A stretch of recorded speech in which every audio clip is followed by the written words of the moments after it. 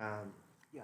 So in today's class, we are going to discuss Kurt Vonnegut's novel Slaughterhouse-Five, and this text is an anti-war novel written in the guise of a postmodern fiction. And as you can see that there are certain differences that exist between a modern novel or a postmodern novel in terms of its characteristics, which you need to keep in mind. The way a postmodern novel or narrative actually differentiates itself from the modernist technique. So, this novel was penned by Kurt Vonnegut, who is a celebrated American postmodern writer, and this text was published in 1969. So it was published at a time when the Vietnam War was in full height. Okay, and as you can see that if you read this novel, you can easily understand that Vonnegut here raises searching issues about the strong anti-war ethos that he propagates throughout the narrative. And the book is considered one of Vonnegut's most influential works. Vonnegut was a World War II veteran who experienced the horrific firebombing of Dresden, Germany firsthand. That's why you can see that there is a semi autobiographical touch that he imparts to this narrative.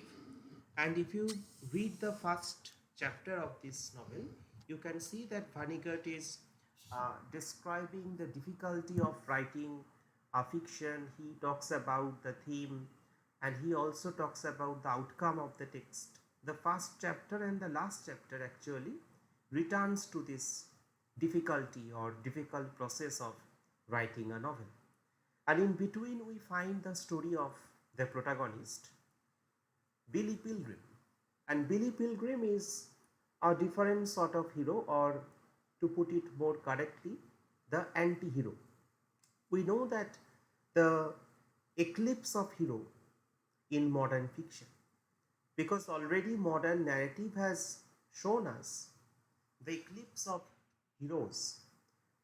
And in postmodern fiction, this trope has been continued by different writers, where we also see the eclipse of the traditional so-called heroic figures who can take care of themselves. Unlike those heroic figures, Billy Pilgrim, who is not that type of conventional heroic personality who runs away from war, he is afraid of war, and obviously a sort of comic caricaturish personality. So through him actually Vonnegut gives the suggestion that we cannot take care of the situation always, as it is actually projected to be by certain writers. So here is a kind of postmodernist take on certain grand narratives. Okay, the bubbles of romance surrounding those so-called grand narratives are collapsed in this text. So it is a semi-autobiographical novel that blends elements of science fiction, satire, and war literature. And the entire story revolves around Billy Pilgrim, a fictional character loosely based on Vonnegut himself, as he navigates through time and space. And this is one of the interesting aspects of this novel, as he writes in a postmodern technique, and that is very much evident when it comes to the narrative structure of this novel. There is frequent shifts in perspective of time and space. Okay, the narrative is very much fragmented, disjointed.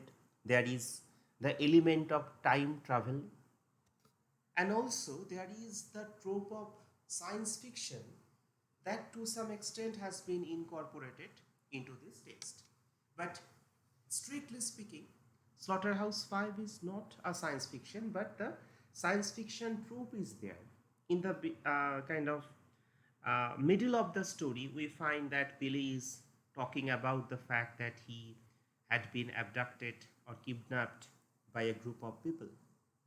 So that kind of existence that often, or we actually are not sure when Billy actually talks about this aspect of kidnap, we cannot actually come to this certainty that whether whatever he is actually talking about the kidnap is true, or whether it is actually his kind of a result of the post traumatic disorder.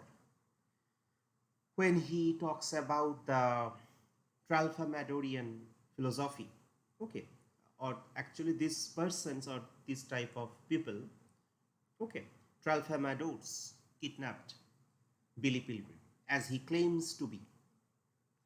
And there is, as I told you, that frequent shifting. So if you try to read the novel, you will be at a loss.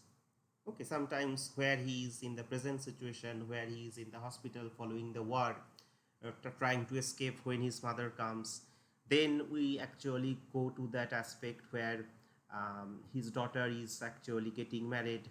Then he is kidnapped by a group. Then he is kind of delivering a kind of news and propagating that type of philosophy. So obviously it is a very interesting take on fiction, a like of which had never been written in before in America. So before going into the text, I would talk something about the postmodern technique or postmodernist features that one can find in this text. The first and most important features of postmodernism is the theme of intertextuality. Intertextuality means that a term coined by Julia Kristeva that means there are frequent references to other texts. Or when you have read Roland Barthes' essay, Death of the Author, there you also found that type of approximation of intertextual philosophy where Barthes talks about the fact that a text is nothing but a kind of tissue of quotations drawn from the innumerable centers of culture. So a tissue of quotations. A text often kind of borrows, incorporates ideas in the form of parody, in the form of allusion. Here in this text you can find lots of biblical allusions like the story of Sodom and Gomorrah. Okay, that has been used as a sort of mythopoesis. There is also references to other works, sometimes written by Vonnegut himself. So this intertextual nature is part and parcel of this technique.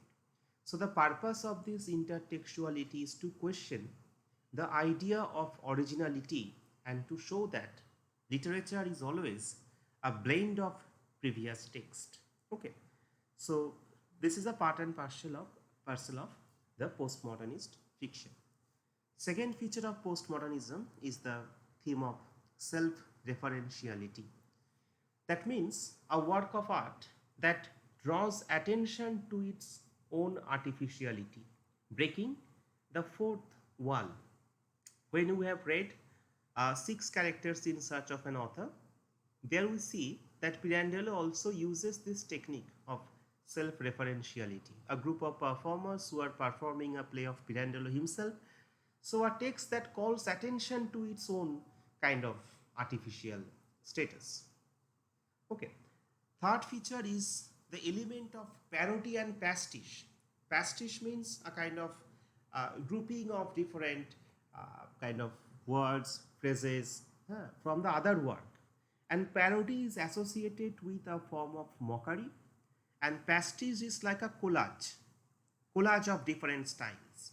So you cannot say that this text particularly is written in this technique. For example, the epistolary technique, or it is a picaresque type of novel. So you cannot make a brand. Okay, the narrative technique, if you read this novel in close scrutiny, that is interspersed with so many quotations, so many references to different sorts of texts ranging from popular culture to biblical narrative, that it is difficult to come to a particular conclusion, that it is bracketed within that group. And herein lies a broad departure from the modernist techniques. Because the modern writers also believe that life is chaotic, fragmented, but they try to impose an order on the chaotic existence. They think that literature can provide that unity if properly kind of imposed. But postmodernist writers actually laugh at this concept. And when modern writer is very much tragic, if you see the writings of Eliot, if you see the writings of Auden, who actually are part of that high modernist tradition, you can see that their writing is marked by a high degree of pessimism that hovers over their writing. On the other hand, though the situation is tragic, as I told you that Slaughterhouse-Five is basically an anti-war novel, so the situation is tragic, but the treatment is very much parodic, kind of reenactment of the original scene. The bombing of Dresden, for example, has been used as a backdrop of this novel, but that has been laughed at, and repeatedly some cliches has been used, like "so it goes," etc., that has been used for more than 120 times. And basically these type of techniques mock at certain stereotypical conceptions of art. So as I told you, that parody is something that characterizes the postmodern works of art. Think of Waiting for Godot, a text, a very serious text, but there we see the parody. For example, the first line, "what is to be done," is a sort of parody of what Lenin actually said, that okay, what is to be done, and perhaps the answer is provided by Vladimir that nothing to be done. So that is a sort of parody to a high ideal. Okay, so it is a very common technique, and it is used to mock the conventions of traditional literature, while pastiche is a playful imitation or a collage of different styles, melange of styles or techniques. So here we see lots of kind of প্যারোডিজ, এবং সেগুলোকে আমরা যদি টেক্সটটা খুব খুঁটিয়ে পড়ি তাহলে সেখানে বা আমরা যখন ইন্ডিভিজুয়াল চ্যাপ্টার ধরে ডিসকাশন করব, সেখানে this aspect will be taken care of, where you can see certain things. Fragmentation, that is very important technique, that postmodernist works often involve fragmented narratives, disrupted plots, non-linear timelines, and they reject the idea of a single overarching grand narrative. This is a very interesting word or phrase, that is the grand narrative. And actually this idea is associated with a person whose name is Jean-Francois Lyotard. Okay, Lyotard actually talks about this at first, and Lyotard says that postmodernism is associated with the breaking down of the grand narratives. What is grand narratives? Grand narratives are basically the different codes, different socio-political codes, which are kind of passed from generation to generation, handed down from generation to generation, and that is the basis for most forms of knowledge in Western culture. To put it in a simpler way, if you talk about the grand narrative of Marxism, or you can call Marxism as a sort of grand narrative, then Marxism will give all answers within a kind of particular context, and they will try to give you the answer or solution through that particular lens, through that particular Marxist view of the world, that the basic problem arises, the basic conflict arises in the world because of the conflict between the haves and have-nots. So this is a belief in a particular order. So if you are a Marxist, for example, then you will give solution to all problems through a particular lens. That is a sort of grand narrative. Or if you, for example, a psychoanalyst, then you will go to the mind and you will kind of focus on that individual personality, how that individual is actually different from others, perhaps what actually happened to him in the childhood, what type of psychosis he is going through.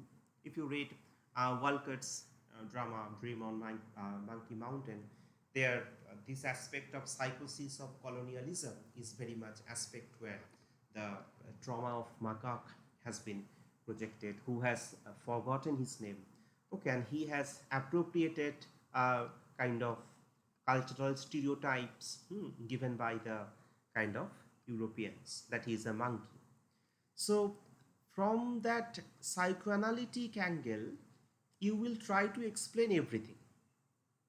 Okay, I'm not telling that it is wrong, but grand narrative means one particular philosophy, one particular way of looking at things. And this is what postmodern writers never believe. Okay, even the biblical narrative is questioned in this text. When the author refers to the destruction of Sodom and Gomorrah, he even actually raises question about the violence of God, whether the destruction of the cities as a kind of result of the punishment where everyone was killed, whether it is justified or not. Because there is a parallel between the destruction of Sodom and Gomorrah and also the destruction of the modern Dresden in Germany during the Second World War. Got my point? So grand narratives are collapsed. When you come to the world of postmodern literature, these grand narratives are kind of disseminated. They are actually rejected. They are relinquished. And in the form of, or in the place of the grand narratives, what we have is a group of micro narratives. Micro narratives are small stories, small theories, which might explain a set of phenomena. But micro narratives doesn't claim, or so far cannot give that type of disclaimer that this is the ultimate truth. This and that actually carry the truth. So micro narratives, they are multiple rather than one. Each may be valid. Each way of looking at things may be valid. So why are you looking at from a particular angle? A text like Hamlet can be approached from different angles, isn't it? So it is very much a post-structuralist stance as well. If you read Derrida's theory, actually they converge to some extent. The two theories which sprouted almost at the same time, postmodernism and post-structuralism. Post-structuralists would also argue along the same lens, okay, that there is a limitation of the structured discourses. There is a kind of fallacy inherent in the discourse of the binary oppositions, which lacks something.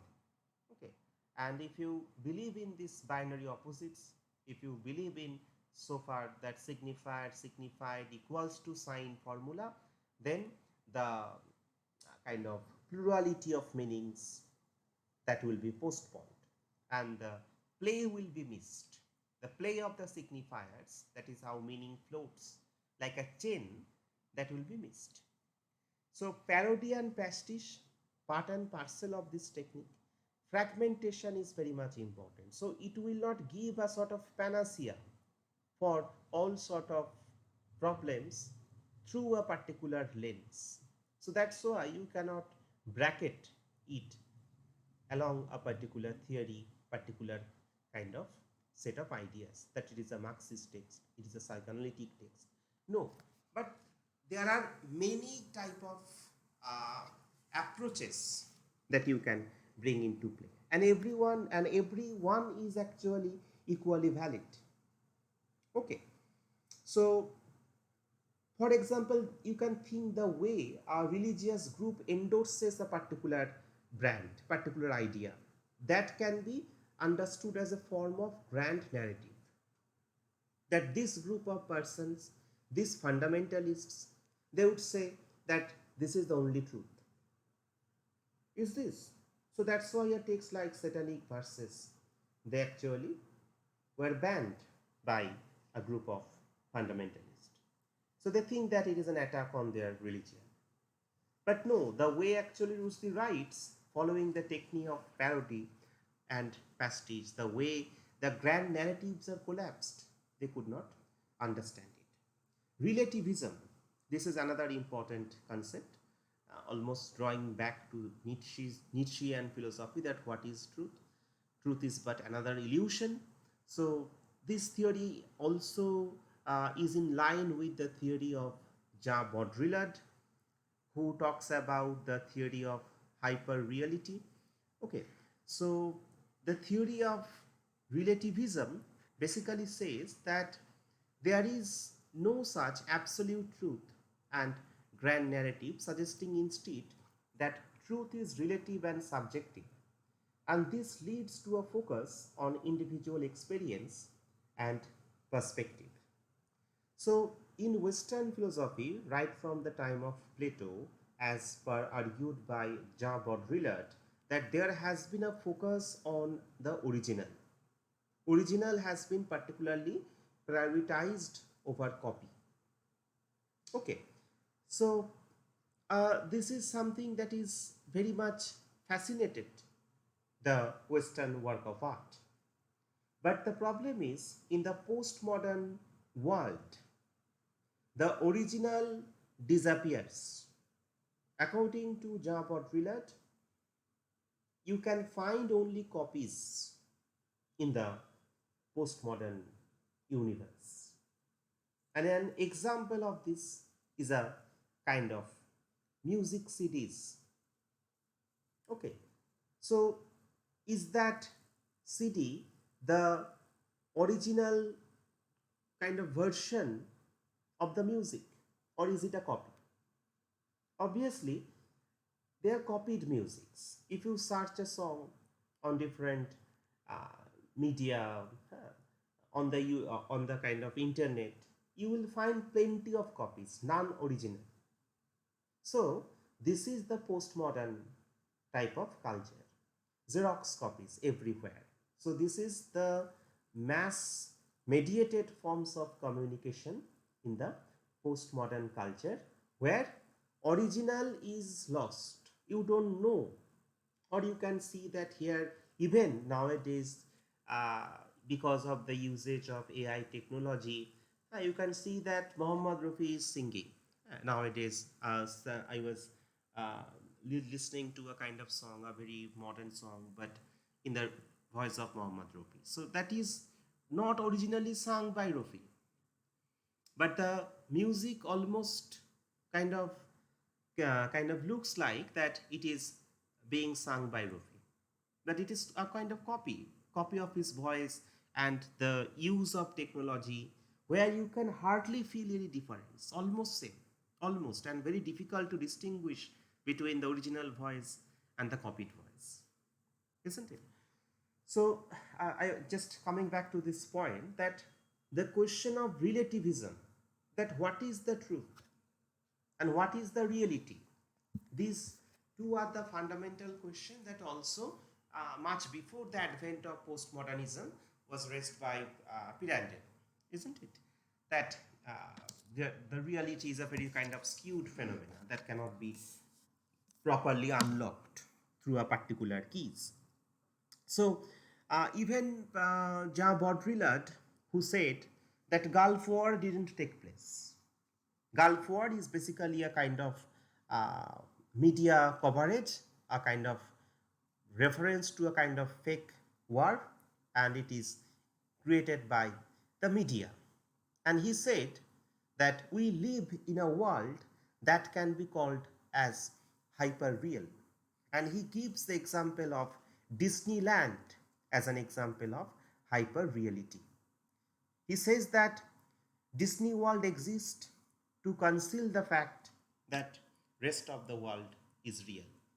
But no, he says that the rest of the world is also like a Disney World, where everything is perfectly kind of everything is perfectly pre-planned. Okay, but you don't know. Even in so-called reality shows, everything is scripted. So what is the truth? What is the reality? That's the question. So relativity. A playfulness, number 6. This is what I have already referred to. Playfulness and irony to some extent kind of cognates with the other ideas. Part 3, parody and pastiche. And the last one is metafiction. Metafiction, or you can call it the historiographic metafiction. And this term, historiographic metafiction, is coined by literary theorist Linda Hachian to describe a genre of fiction that blends the historical and the fictional narratives, questioning the nature and the veracity of historical understanding, whether the historical work of art or history is a kind of container of real truth or not. So that is questioned through a kind of technique of uh, parody, technique of playfulness, and this genre blends the factual backdrop of history with the imaginative creation and the manipulation typical of fiction, so often suggesting that history itself is constructed. History is as much a product of interpretation as literature is. So that is historiographic metafiction. This is a form of self-reflexivity where the text acknowledges itself as a work of fiction, and the author, for example, might comment on the process of writing within the text, or a character might be aware that they are character in a story. So the first chapter of Slaughterhouse-Five testifies to this fact, where the author is gripped with the difficulty of writing a work of art about the bombing of Dresden. And the examples of historiographic metafiction include works like John Fowles' The French Lieutenant's Woman, which not only are tales of Victorian story but also comments on the Victorian storytelling methods. And The Midnight Children by Salman Rushdie often intertwines the personal history of the protagonist with the history of India. That is also a sort of historiographic metafiction. And a different version of history comes. Okay, a version of history that is not recorded in the official archives that bring before us. So there are examples galore, and through this, the falsity of historical narratives, or even the kind of concocted version of history that is created, that is manufactured, that is a kind of product of interpretation. Okay, that these aspects are actually laid bare. So basically, if you want to read a work of postmodern art, you need to keep these features in mind. Now, coming back to this novel, Slaughterhouse-Five, this novel begins with the introduction of Billy Pilgrim, an optometrist in his late 30s who becomes unstuck in time. And this is a very important phrase, that it is actually used to signify the time travel that Billy actually goes through in course of the novel. He experiences his life in a non-chronological order, jumping back and forth between different moments. And Billy is a survivor of the firebombing of Dresden during the Second World War, an event that profoundly impacts him and the way he sees the world. Now, up to this, I have made a number of time references to the destruction of Dresden, which forms a part of the historical backdrop of this novel. And to some extent, this text is partly based on Vonnegut's own kind of experiences in war during the Second World War, and partly kind of imaginative work of art. He incorporates some elements of science fiction into it, but it is not proper science fiction in that way, because there is always a question of what is happening. There is always a kind of falsity there that perhaps is in the air about what Billy Pilgrim's claims to be about his kidnapping as such. So, what is that destruction of Dresden which I was talking about? So, this novel presents the bombing of Dresden towards the end of the Second World War, and between 13 February and 15 February of 1945, British and American bombers dropped nearly 4,000 tons of bombs on Dresden. Dresden is actually a city in Germany.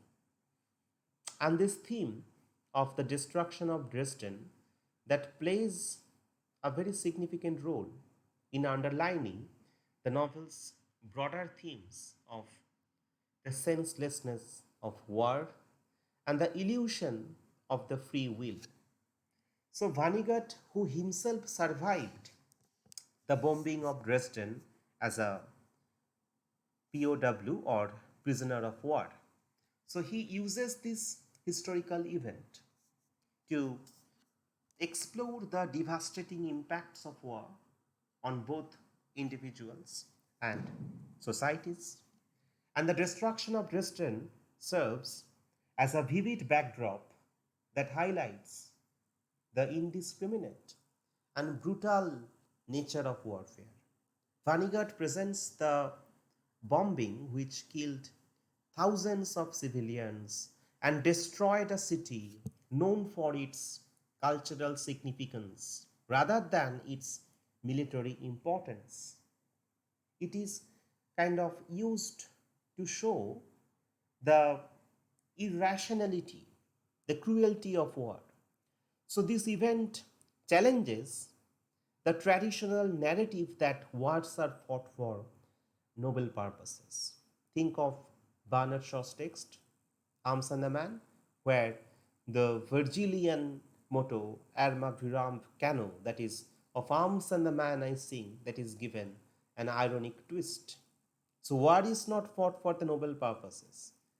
It is an instance of man's barbaric kind of instincts.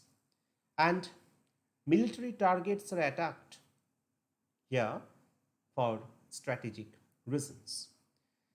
So the theme of the destruction of Dresden that intersects with the novel's exploration of fatalism and also the illusion of the free will, because the protagonist, Billy Pilgrim, becomes unstuck in time. That's why his surname is Pilgrim.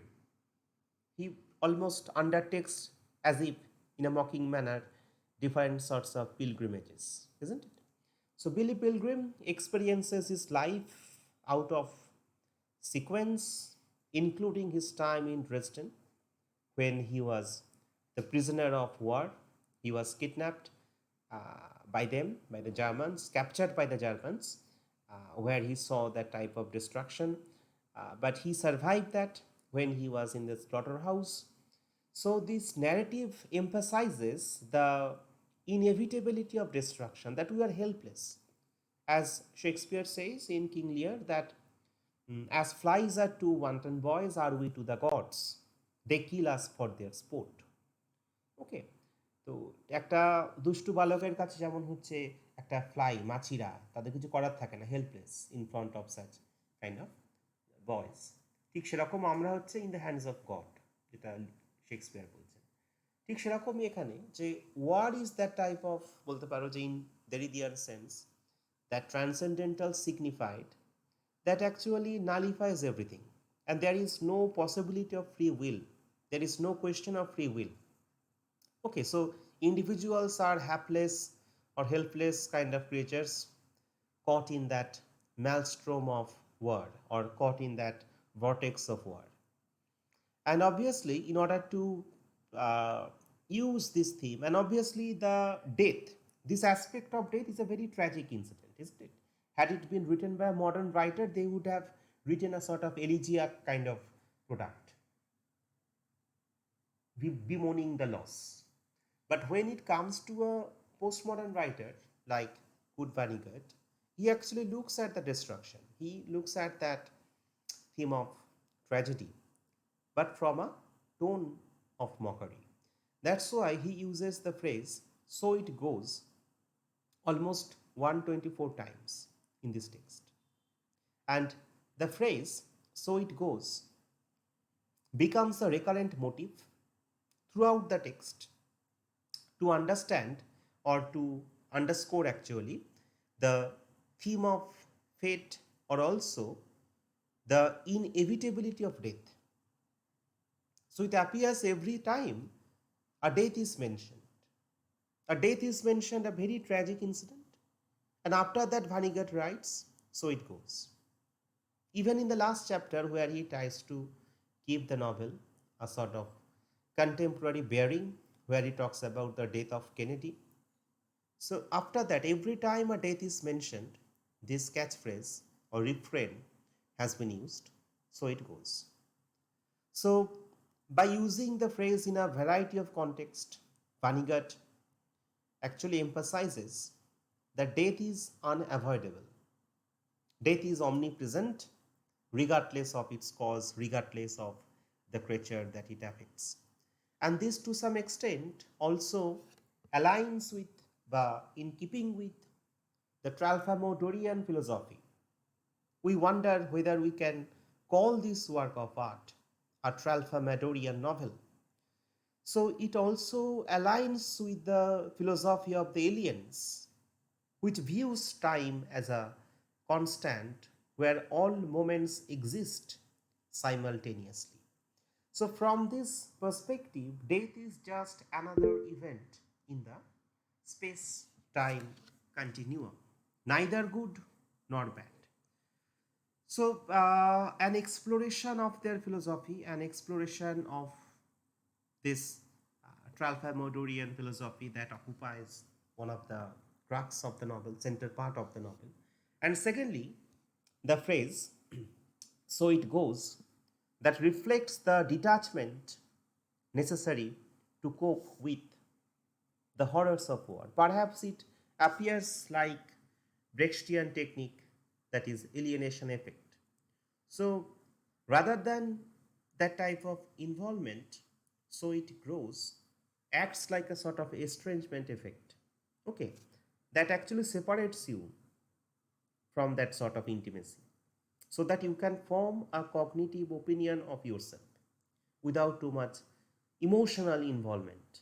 Okay, so this protagonist, Billy Pilgrim, experiences and re-experiences moments from his life, including his time as a prisoner of war in Dresden during its bombing.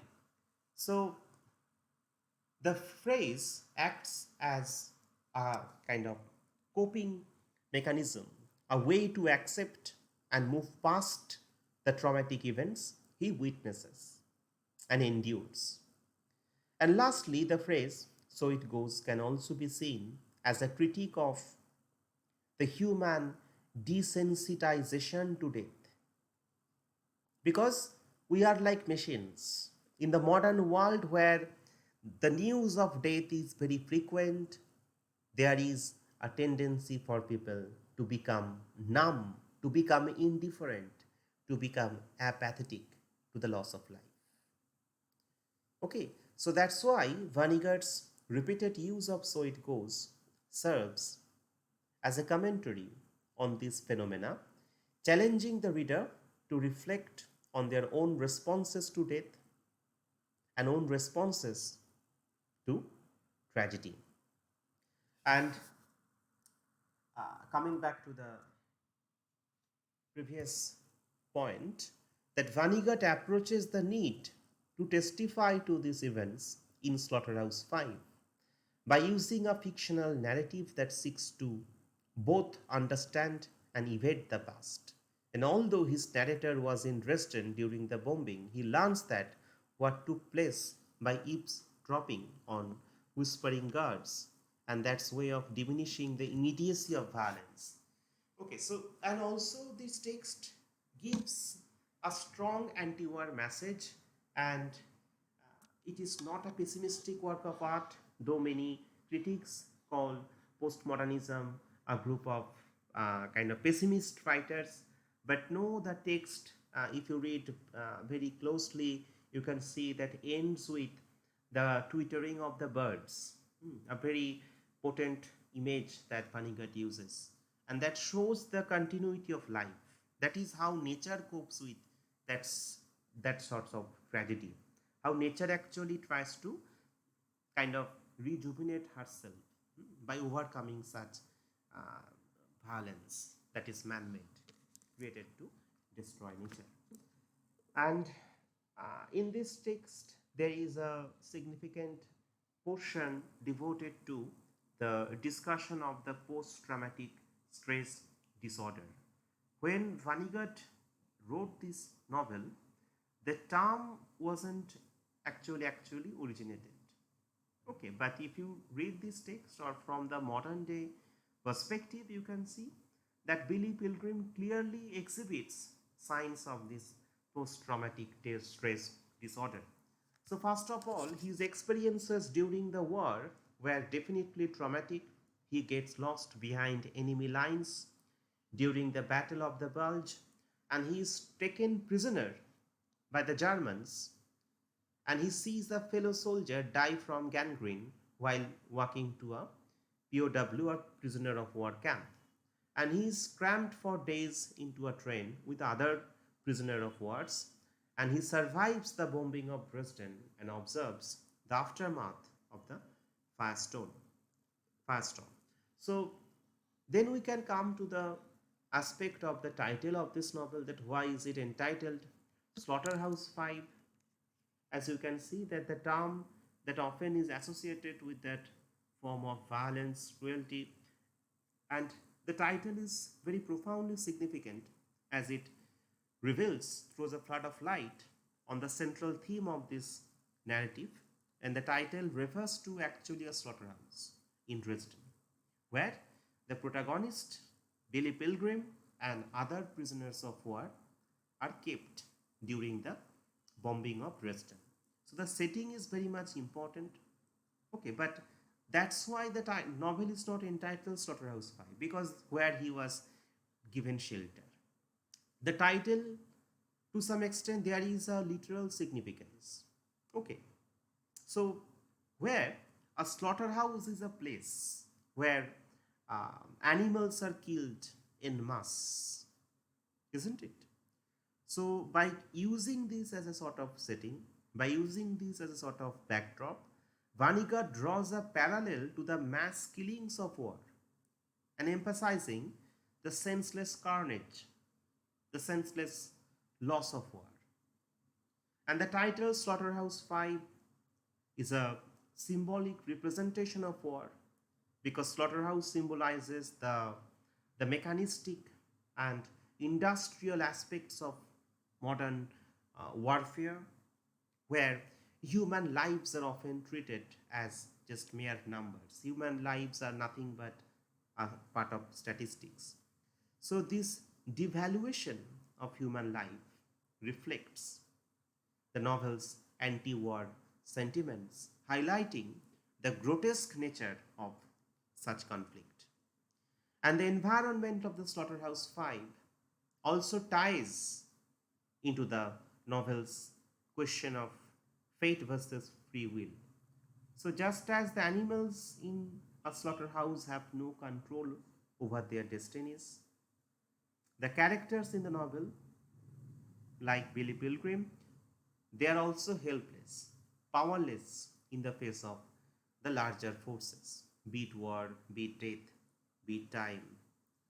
And there is also a additional layer of irony in the narrative technique. The use of five in the title adds an element of absurdity, randomness, which is reflective of Vonnegut's unique narrative techniques. The novel's disjointed, non-linear structure, where events are out of gear, out of chronological order, that mirrors the chaotic, the unpredictable nature of life. and it suggests a universe that is indifferent to human suffering, a central tenet of the book's philosophical underpinnings. And there is a layer of irony. Why? Because it is a place, slaughterhouse is a place where animals are butchered mercilessly, and it is a place where Billy Pilgrim is actually saved. So there is a touch of irony. In that slaughterhouse, he was survived when that kind of firing at Dresden, or destruction of Dresden actually took place. And finally, the title serves as a sort of historical marker, reminding readers of the real events of the Dresden bombing, and which is one of the most controversial allied actions of the war, leading to immense civilian kind of casualties. And remember that it is not only a book about the Second World War, isn't it? Because the text was written at a time when Vietnam War was going on, and the kind of American intervention into the Vietnam War, which was criticized by many people, including Vonnegut, which was seen as a threat to that type of peace or communist philosophy, that is to some extent questioned. Whether that sort of violence is necessary, it has been questioned. And there is a subtitle of this text. The subtitle of Slaughterhouse-Five is The Children's Crusade, a duty dance with death. So the term Children's Crusade historically refers to the disastrous crusades of the early 13th century, particularly one where thousands of young Europeans set out to peacefully convert Muslims in the Holy Land, but ended in tragedy. So many of these children died, many of these children were sold into slavery. So by invoking this term, Vonnegut actually draws a parallel between this historical event and the young soldiers in the Second World War. So these soldiers, often barely adults or ill prepared for the horrors of war, are seen as innocent and naive, led into situations that result in immense suffering and loss, much like the children of the historical crusade. And secondly, the subtitle underscores the themes of fatalism in the novel. The phrase "a duty dance with death" suggests that the characters are helplessly entwined in a macabre dance with mortality, a theme that is echoed in the novel's exploration of time and the inevitability of death. So Billy Pilgrim's repeated experiences of death, survival, shown out of chronological order, that reinforce the idea that life and death, they are part of an inescapable pattern.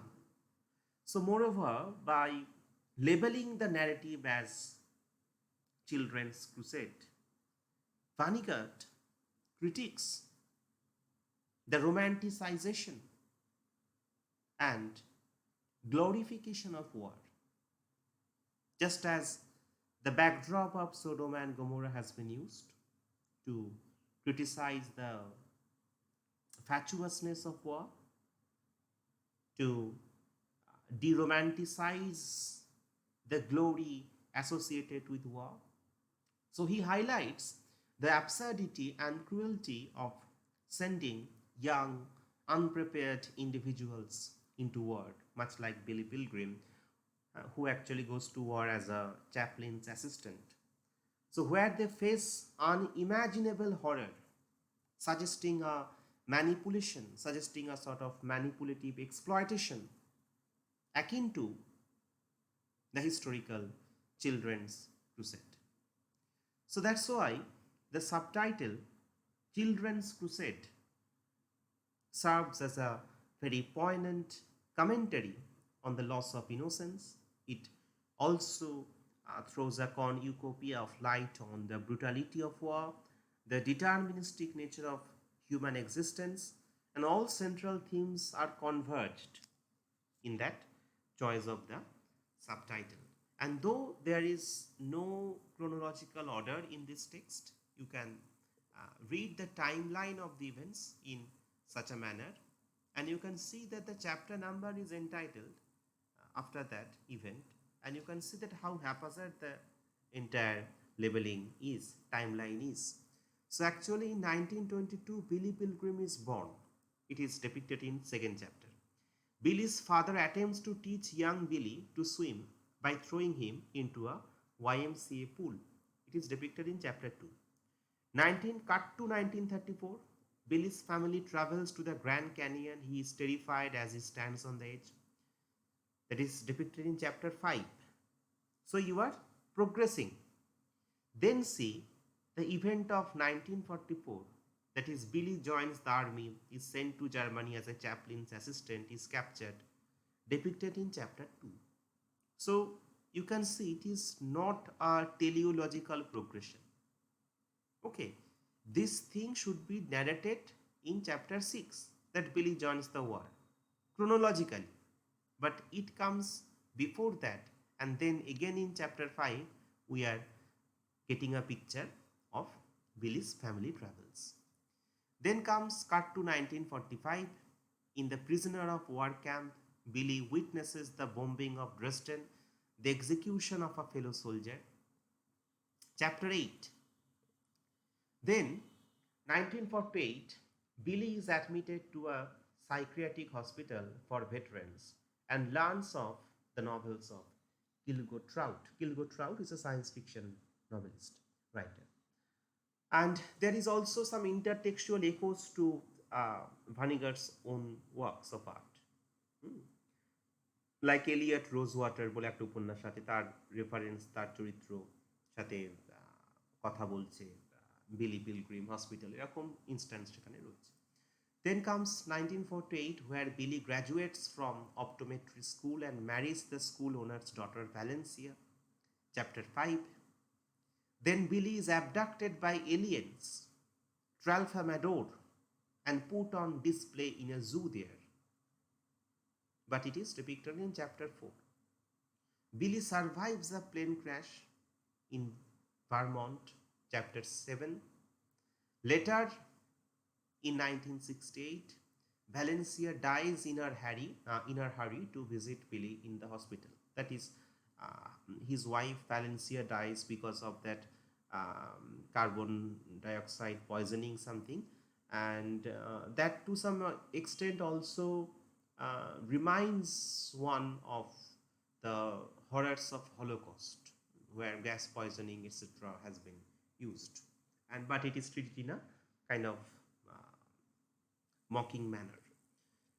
Then comes 1968 to 69, where Billy worries his daughter with his attempts to tell the world about Tralfamadore. That is almost the ending scene. So ending scene is, you can see, that is depicted in chapter 2. And last, 1976, Billy is killed, or imagines he is, by a sniper in Chicago after giving a speech about Tralfamadore, and that happens in chapter 6. So there is no symmetrical chronological ordering that one can find in Vonnegut's novel. So that's why Vonnegut's Slaughterhouse-Five is a challenge to the reader, always a difficult read for anyone who is trying to get a so-called neat and chronological narrative. But the credit of this novel, or the USP of this novel, actually lies in the fact that the way Vonnegut tries to give a sort of fictionalized account of the brutalities of war, though he's an American by birth, he is not endorsing that mass violence as adopted by the Americans, and he is trying to give us a kind of message of peace, because America, if you see at their birth, at their journey, a nation that claims to propagate, disseminate the message of democracy, the message of unity.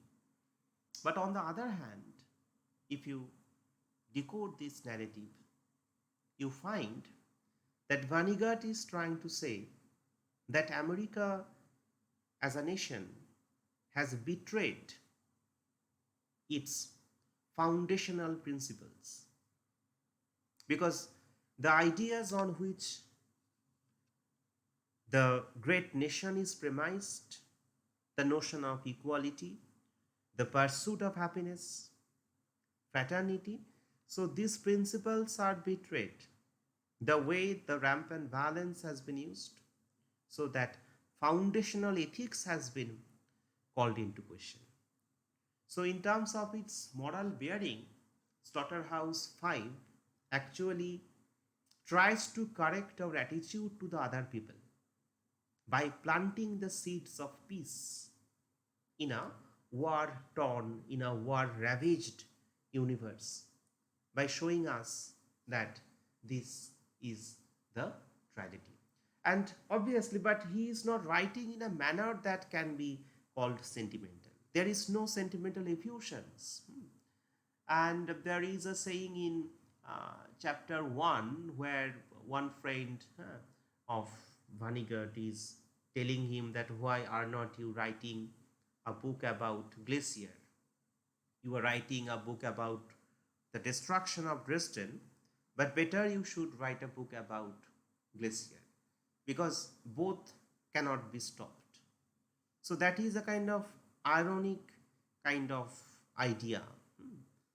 Just as glaciers cannot be stopped, similarly, wars cannot be prevented. And it is wars, wars, war that is continued.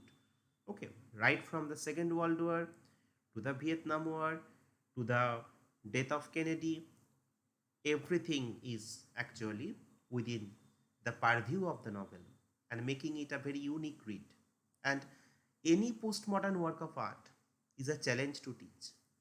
So no one can give you the storyline in a clear manner if you don't read the novel. And when you start reading the novel, at first you will find difficult that what is happening there, who is who, what's happening there. But after crossing 3 or 4 chapters, gradually you will have a grip over the entire narrative and you will come to know that what is unfolding. And as I said, with which I would like to conclude today's lecture, that the ending scene where the birds call, the twittering of the birds has been foregrounded, and that shows how nature actually tries to adjust to that devastation, how nature tries its best, no matter what slaughter, no matter what massacre has been perpetrated by the human beings.